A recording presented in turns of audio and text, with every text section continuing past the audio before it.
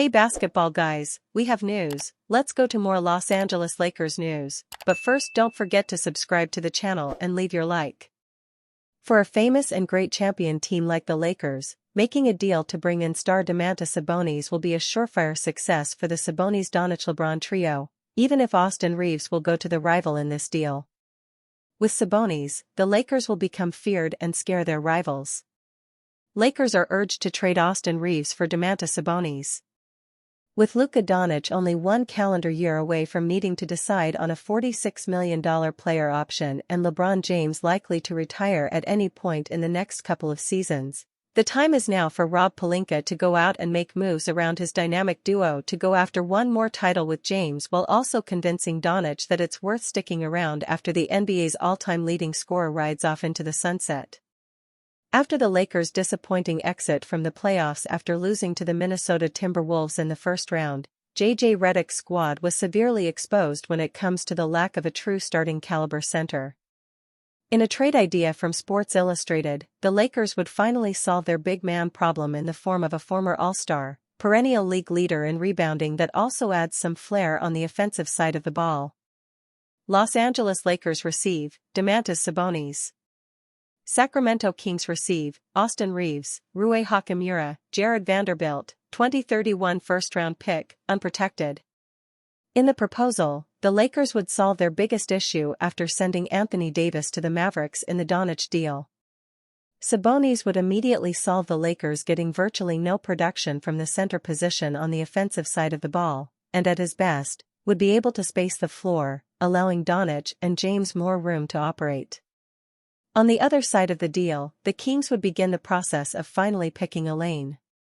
Stuck in the NBA's dark hole of being a middling team, it could very well be time for the Kings to cash in on the likes of Sabonis and perhaps DeMar DeRozan and Zach LaVine and go fully into tank mode in what's projected to be one of the best drafts in the last decade. Acquiring a potential star in Reaves, an unprotected first-round pick, and 2 expiring contracts is exactly the type of package a team should want back when trading away an all-star talent, albeit an aging one. Lakers front office reportedly split over future of Austin Reaves and Rui Hachimura. The Los Angeles Lakers are at a crossroads, and it's not just about who they add next, it's about who they might lose. According to insider Anthony Irwin, the Lakers front office is deeply divided over the futures of Austin Reaves and Rui Hachimura, 2 players who have become mainstays in their rotation over the past 2.5 seasons. As the franchise prepares for the first full year of the Luka Doncic era, tough decisions loom large. The tension stems from the Lakers' disappointing 2-12 record in their last 14 playoff games, including a first-round exit at the hands of the Minnesota Timberwolves. With limited trade assets and only one first-round pick to leverage, the Lakers' ability to upgrade the roster hinges on moving actual contributors, and that's where Reaves and Hachimura come into focus. Austin Reaves is coming off the best season of his career, averaging 20.2 points, 4.5 rebounds, and 5.8 assists per game on 46% shooting from the field and 37.7% from three-point range. His affordable contract makes him one of the best value assets in the league, but that won't last. Reaves is expected to demand upwards of $30 million annually when he hits free agency in 2026, and his agent recently issued a sharp response to trade speculation, stating, "You have no idea what's coming." Despite his popularity and production, the Lakers aren't actively shopping Reaves unless the return is an all-star caliber player who complements Doncic long-term. So far, no such deal exists. However, the cap situation and fit alongside Doncic raise internal concerns. Reaves struggles defensively against elite wings, and with Doncic and LeBron James both operating with high usage, there's an argument that the Lakers may need a more athletic, defensive-minded backcourt partner. Hachimura, meanwhile, may be the more likely trade candidate. Set to earn $18.2 million next season on an expiring deal, he's one of the few players whose salary and performance could fetch a rotation-level upgrade in return. Despite dealing with a lingering knee issue, he was one of the few Lakers who showed up consistently in the postseason.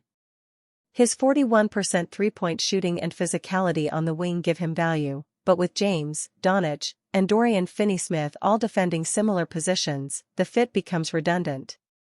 Some within the Lakers front office want to make bold moves now, even if it costs popular players, believing that wasting another year of LeBron James and Doncic together would be organizational malpractice. Others prefer to wait for a full training camp to evaluate the fit before blowing things up. There's also speculation that the team may be saving its best assets for a future star partner for Doncic once LeBron's contract expires. Whatever direction the Lakers take, one thing is clear: this offseason will define their future. The debate around Reeves and Hachimura isn't just about two players, it's about whether LA is ready to act boldly or continue to play it safe with a roster that hasn't delivered when it matters most. Lakers should take advantage of Timberwolves' upcoming roster issues. The Los Angeles Lakers were eliminated by the Minnesota Timberwolves in 5 games in the first round of the NBA playoffs. But as the team gets ready for the upcoming offseason, Minnesota could go from playoff rival to potential roster savior. With the Timberwolves being eliminated from the playoffs in the conference finals, they will also be entering a crucial offseason. Due to the way the roster is set up for Minnesota, it seems that there could be some changes coming. If the Timberwolves can't keep the core together, Los Angeles should look to strike. ESPN NBA insider Brian Windhorst explained the situation around the Timberwolves entering the offseason. "Well, I don't think they can keep this team together. The core they can, but so Julius Randle's a free agent. Nickeil Alexander-Walker is a free agent and Naz Reid is a free agent. He has an opt-out which I'm sure he's going to take. Ant's contract is very large. I would be surprised if they were able to re-sign all 3 guys. Alexander-Walker and Reid are 2 players that the Lakers could be interested in.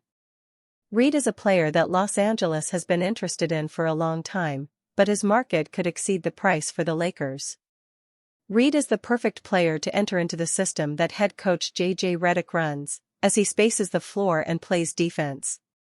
For the year, Reid averaged 14.2 points, 6.0 rebounds, 2.3 assists, and 0.9 blocks per game. But the big man also shot 37.9% from beyond the three-point line. For the Lakers to land him, they would likely need to execute a sign-and trade, but that could hardcap them, potentially limiting anything else for the roster. As for Alexander-Walker, he could help shore up the wing depth that is lacking on the Lakers roster. For the year, he averaged 9.4 points, 3.2 rebounds, 2.7 assists, and 0.6 steals per game. The wing also shot 38.1% from distance this season. Lakers reunite Luka Doncic with perfect center partner in latest projected trade. The Los Angeles Lakers are expected to explore every option when it comes to potential fits at center. Both Jackson Hayes and Alex Len are set to hit free agency, leaving the Lakers without an answer to the position. Although one could argue that even with both centers on the roster, the team was still lacking an answer. This was certainly the case in the postseason when the franchise was desperate to get anything from Hayes. It was the best example of why a move must be made and where the Lakers will focus attention in the 2025 offseason. It isn't just rim protection that the Lakers must add, but consistent lob threats. A pivotal piece of Luka's game relies on the ability to keep the defense guessing when attacking. It was a huge part of the Dallas Mavericks Western Conference Championship win a season ago. With this in mind, the Lakers should consider simply turning the clock back to a player they know will work perfectly with the franchise star. Los Angeles Lakers receive Daniel Gafford. Dallas Mavericks receive Gabe Vincent and 2031 first-round pick. Gafford is a likely trade option when considering the contract situation and the Dallas Mavericks having an overwhelming number of options at the position. The deal adds back picks for Dallas and brings in a potentially valuable wing defender. Vincent has had an up-and-down Laker tenure, but would fit perfectly for a team that is built around size and defense. The pending addition of Cooper Flagg only lends itself more reason to believe this team is going to shed a center and bring in an additional wing defender or 2. This move does just that while adding a future first-round pick in the process. For the Lakers, you're adding a proven piece that is going to work perfectly with Luka. While it isn't elite rim protection, it bolsters your size and offense. Gafford is a willing rebounder as well, happy to mix it up on the inside with bigger bodies. This is the exact type of attitude and energy the Lakers were missing in their frustrating playoff exit. When considering possible trade targets, few make as much sense as the current Maverick. It is a deal that benefits both sides and allows the Lakers to start off the 2025 offseason in the right direction. After a sensational regular season, Austin Reaves struggled in the playoffs. It revealed some glaring roster holes the Lakers need to solve this summer. As they enter a crucial offseason, the Lakers face some tough decisions regarding how best to support their superstars, Luka Doncic and LeBron James. The most critical decision will center on Austin Reaves, whose playoff performance fell short of his regular season production, revealing issues the team needs to address this offseason. Reaves is extension eligible this summer, which he is unlikely to sign, leaving the Lakers with the decision to wait until next summer when he can become an unrestricted free agent or to pursue a trade. The Lakers signed Reaves as an undrafted guard 4 years ago and he has improved every single season. This past year, he made a significant leap from the role player tier into a fringe star. Even after acquiring Doncic, Reaves continued to excel. Following the trade, Reaves averaged 22.8 points, 4.8 rebounds, and 5.3 assists while shooting 38.9% from beyond the arc. During that time, Steph Curry, Kevin Durant, and Shai Gilgeous-Alexander were the only other players in the league to reach those numbers with equal or greater three-point efficiency. In the postseason, Reaves struggled to find the mark from outside, shooting just 31.9% for the 5-game series. Not shooting well happens, as the best players routinely go through rough shooting stretches. The primary concern for LA was how they were being defended, as well as the offense they used to counter it.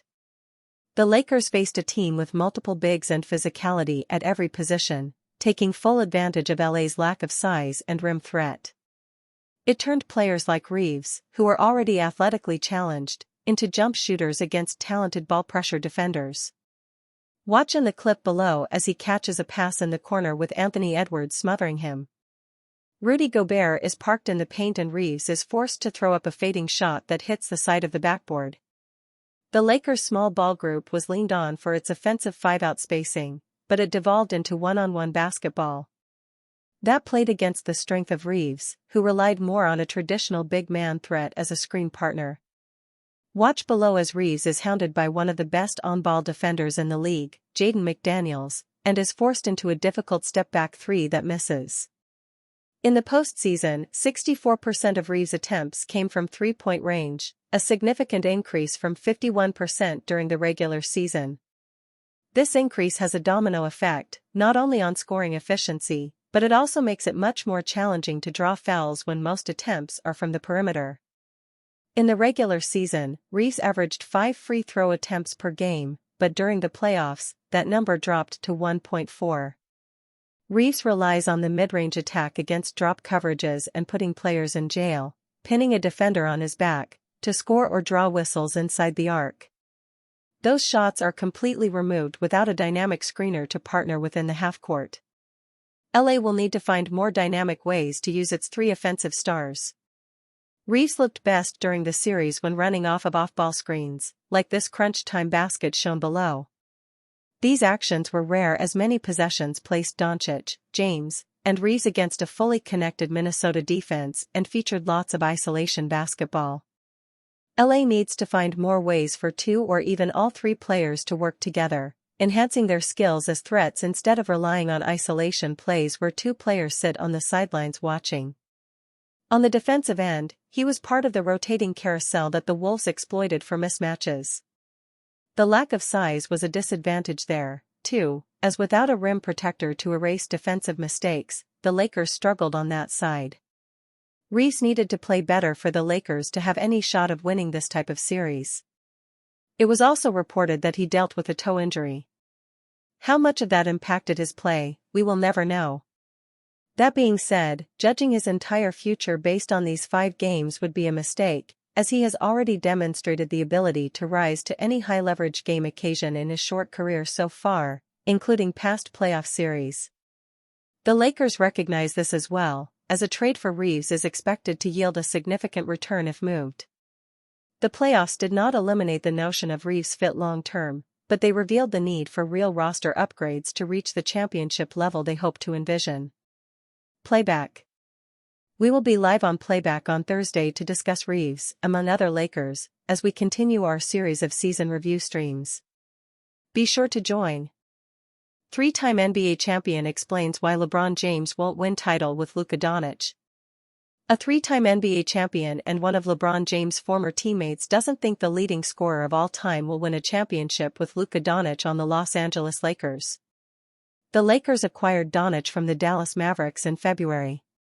They were the third seed in the West this year and faced the Minnesota Timberwolves in the first round of the 2025 playoffs. Despite having James and Doncic, Los Angeles lost to Minnesota in 5 games. James helped the Lakers win the 2020 championship against the Miami Heat. Danny Green was on that team, and while the former NBA guard knows how explosive James and Doncic are offensively, he doesn't believe the Lakers are good enough on defense to win it all. James is 40 years old. He's the oldest active player in the NBA. If the 4-time MVP plays next season, it will be his 23rd season in the league. James turns 41 in December. He averaged 24.4 points, 7.8 rebounds, 8.2 assists, 1.0 steals and 0.6 blocks this season and made the All-NBA second team. A 4-time Finals MVP, James suffered a Grade 2 MCL sprain in his left knee in Game 5 against the Timberwolves. He averaged 25.4 points, 9.0 rebounds, 5.6 assists, 2.0 steals and 1.8 blocks in the 5-game series. The Lakers played without a center in the second half of Game 4 and all of Game 5. As a result, James and company had no one to grab rebounds and catch lob passes from the King and Doncic. Los Angeles GM Rob Pelinka will attempt to acquire a center this offseason, but there's no guarantee he will accomplish that goal. James' player option for next season is worth $52.6 million. He's expected to pick up that option.